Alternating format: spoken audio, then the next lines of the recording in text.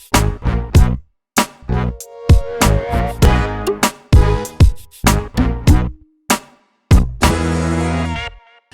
there, welcome to Big V TV. Great to have you with us, state champ men, and we are down to the big dance, the final two, and not surprisingly, the two that are locking horns. Steve-O. Yep. Seems to be a common occurrence. Ringwood, Corio Bay. and Corio Bay. They're there again. They were there 2 years ago. Same finals setup, which we'll explain to you shortly as well. But this is how they got there. First of all, the fairy tale has ended. Yeah, disappointing. Jeez, they've had a I was shattered when I saw that score. Great crack at it. Saturday night. Saturday night, Corio Bay 97 defeated Eltham 74. Mickey Rabula, the Shadow, 26 points. The pigskin kicker, Swiss Army knife, Jason Reardon, 17 points, 13 rebounds, 8 assists. Marlo Hicks had 17 and 13. Justin Ava, 24 points in 21 minutes off the pine for Eltham. Benny Waldron held to 11 points. 23-point margin, and it's been a long time since the Wildcats have suffered a loss. Well, yeah, that's right, and they simply just didn't get enough contributions across the board like they have done in the past. I mean, Ava's 24 points, but the next best was 11. You usually see the Wildcats chip in 15 here, 14 there, 10, 10, 10. Just didn't get enough depth across the board. Mickey Rabula, who's had a very good season, Michael Rabula, 26 points. We nicknamed him a few years ago the Shadow. He just has an unbelievable knack. Unbelievable. You'll be standing there defending, and all of a sudden he'll be behind you within a foot of the basket, and he just says, "Thanks very much." He just loses players in terms of the opposition defending him. He literally, he's unbelievable. Since invisibility cloak. It's like he just puts it on and bobs up somewhere else. I was thinking about that this morning, and so I had a look. What at about Michael Rabula disappearing and just bobbing up somewhere else? Oh, right, okay, good. Because he seemed to be disappeared towards the start of the season, and then from July onwards, he's averaging 18 points a game. He's been great. He's been awesome. He has been fantastic. The second half of the year. You watch this grand final series. He just bobs up. You don't even know that he's there, and bang, he'll score on you. The Sunday game, so it went down to game 3, ladies and gentlemen. Sunday, Corio Bay 106 defeated Eltham 92. And don't be confused into thinking that it was only a 14-point margin. The final score flattered Eltham. Corio Bay just sat their stars down the stretch. Dondre Walker, 28 points, shot the lights out. Lewis Varley, 24 points, shot the lights out. I think they had 11 triples between them, those two, 11 or 12. Jason Reardon, 11.7 rebounds, 11 assists, just fills it up. Chris Cameron, 18 and 12 for Eltham, came into the starting lineup. Didn't start on Saturday night. Right. Trev Lee changed it. Was that his first start of the season? First start for a while, I would have thought. Jordan Canavan had 18, and Moore had 16 points and 6 rebounds. Corio Bay, comprehensive weekend, no doubt. Reigning champs. Yeah, pretty much, and it was nearly the opposite of Saturday night. Eltham found those role players stepping back up on the offensive end, but they just couldn't stop Corio. I think they shot at about 54% from the field, and if you let your opponent do that for the entirety of the game, you're not going to win many. Yeah, I think as well, even though Hicks didn't have great numbers in the second game, he had a big one in the first. I think the importance of him staying out of foul trouble, I think that'll define whether Corio can actually do it against Ringwood. Yep. I'm looking forward to seeing the Corio Bay boys over the next couple of weeks. They are the reigning champions. Marlo Hicks gives the best bear hug ever. If you're up for a manly bear hug every now and again, and we all are, we don't mind a bear hug every now and again. Jeff, are you in that camp? Or I'm not a big hugger. A bear hug. It's not just a hug, it's a bear hug. Yeah, no, I wouldn't want Marlo to come. Well, don't go near. Marlo gives the best bear hugs. No bear hugs. Love him. He's a great guy, Marlo Hicks. Waverley and Ringwood was the other final. Ringwood were leading 1-0 after week 1. Saturday night, Waverley 80 went down to Ringwood 87. Now, Waverley were at full strength, let me tell you that. Nate Champion was awesome, 25 points. His defensive job on Dexter Coonage-Drew. Dexter came out and shot the lights out, hit 2 or 3 fantastic shots after that. Nate Champion just shut him down. Matty Snowball, 12.6 rebounds, 7 assists. I'll talk more about Snowy in a moment. Chris Arkell, 21 and 12 for Waverley. Ivan Platnik, who saw very few minutes in the last quarter, which he sat for a lot of that. 14 points and 6 rebounds.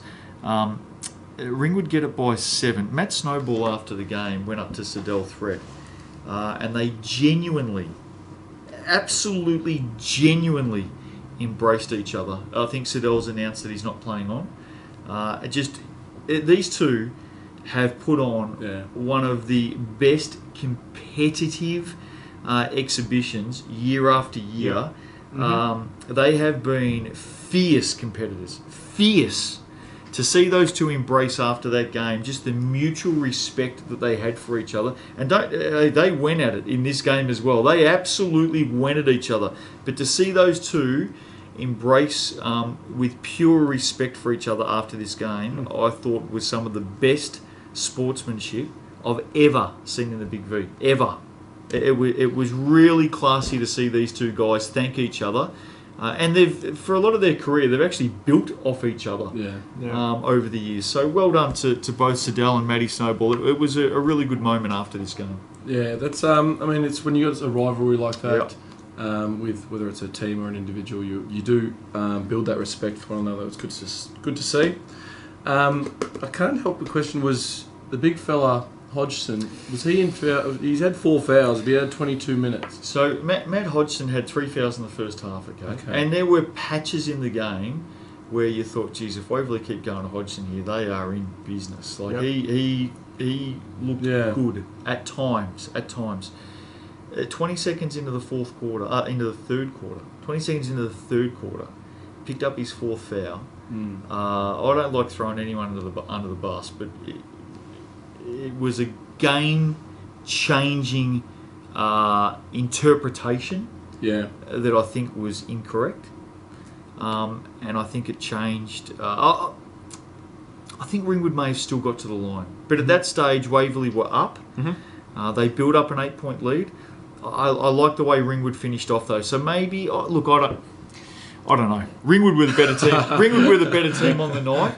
But there's no doubt Hodgson getting his 4th foul in the first 20 seconds of the third quarter was a defining moment in the game, and I thought it was an unjust decision against Matt Hodgson, and it impacted the game. But I really liked the way Ringwood, from the point of being 8 down, so just after the Hodgson situation, went on a. In fact, it might have been when Hodgson went off. They went on a 20-2 run. So it was defining. There's no doubt. Well, getting somebody into foul trouble like that, it can also throw the mentality of so the Waverley boys might have been a bit frustrated. No doubt. So it happened the week before with Karayo when Marlo Hicks got his 3rd before half time. And it looks like it may have happened. I reckon Waverley, early in that third, Steve-O copped 3 or 4 calls that just went against them. And it happens. It happens in games. But out of that, momentum just swung completely Ringwood's way, and they capitalised. And good teams capitalise. Yeah, they certainly do. I mean, obviously, Ringwood's done that on this occasion. I think most Australians can understand about different calls at this point in time. But it happened again in this game, and so be it. And obviously, the game continues, and Ringwood have gone on and won the game. Yeah, don't get me wrong. Over the course of the game, sometimes you get things that flow your way. It's roundabouts. We know how that happens, but like I said, good teams capitalise, and Ringwood certainly capitalised in a major way. They finished that game really, really well. So it sets up a Corio-Ringwood grand final. Corio get home court advantage. This absolutely has 2014 written all over it. Exactly the same setup. Ringwood game 1. Corio won there. Skylar Boland, was it Skylar Boland? I believe so. Skylar Boland did his shoulder, from memory. The New Yorker did his shoulder late in that game. Corio Bay won. Ringwood had lost their best player. Ringwood went down to Corio the week after. One Saturday night, one Sunday, and won the title. That was in 2014. Now, let's not forget, Corio won the title on their home floor last season against McKinnon. What's going to happen this time around? It's an incredible run by Ringwood, I think, because many had not written them off, but posted question marks around their form early on in the season. They were 7-5. Whether or not that has helped them, and they've just built through, fourth, third, coming up into finals, beating those teams, and now into another grand final berth. I'm not sure. I think Ringwood win game 1. They showed some great signs on Saturday night. Yeah, just their last. Matt Fennell. Remember, I've been speaking about Matt Fennell. Yeah, he's playing great basketball. He was up and about as well. Yeah, look, I don't know who wins the series right now. I think Ringwood can win game 1. Yep. Jeffo? See, based on they've faced each other twice this season, and Corio have won by about 15 both times. Yep. And it's been the guys who've done the damage to those the athletic sorts. So the Reardon, Walker in game the first time they faced each other, and then Clayton and Hicks the second time. I am concerned for Ringwood in terms of these athletic guys getting themselves going against them. I wrote down here Corio Bay in 2 games. Make no mistake, Corio Bay's starting 5 is a better unit than Ringwood's starting 5. Yeah. Yes. I don't think I'd find anyone outside of Ringwood who would disagree with that. It may just come down to the 2 or 3 that come off the pine and do the job. Mm-hmm. We could be looking at Trev Latham's last couple of games, or last few games here. Willie Weimer, last few games coming up. So there's going to be a lot of emotion around what happens over the next couple of weeks.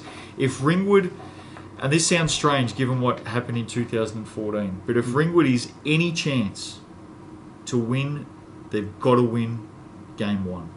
That's fair. Because I think Corio Bay is going to clean them up at home. Yeah. I just think they're the best team in the competition this season, and they were last season. Ringwood's got to get game 1. I know it flies in the face of what happened a couple of years ago, but a couple of years ago, they had a guy called Tate Unruh.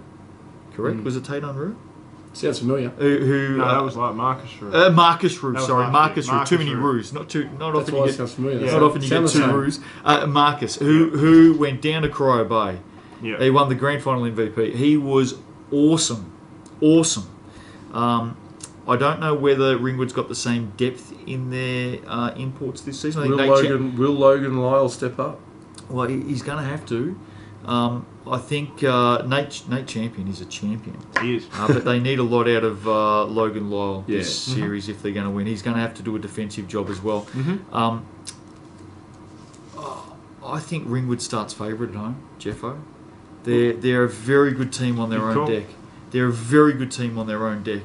But I'm swinging towards Corio Bay, either in 2 or 3. I think Corio Bay's a better team. I can definitely see where you're coming from. Ringwood on their home deck is really good unit, but I honestly think they won't be able to defend Corio Bay. If Ringwood's any chance, Steve-O, mark this down. They must. Game 1. They must win game 1. Yep. But they must limit the use of the ball out of the hands of Jason Reardon. Oh, if they don't limit Jason Reardon with the ball, Corio Bay. That's what it comes down to. And Ringwood will be talking about that all week. They have got to get the ball out of Reardon's hands. Have to. That'll be the game plan. Make no mistake. Who are you going for series overall? A Corio Bay. Corio 3 ways. Good luck. It's going to be a great matchup. Saturday night down there at the Rings. I think it's an 8 p.m. start, Steve-O. It'll be live streamed. If you can't get there, it'll be live streamed on Falcons TV.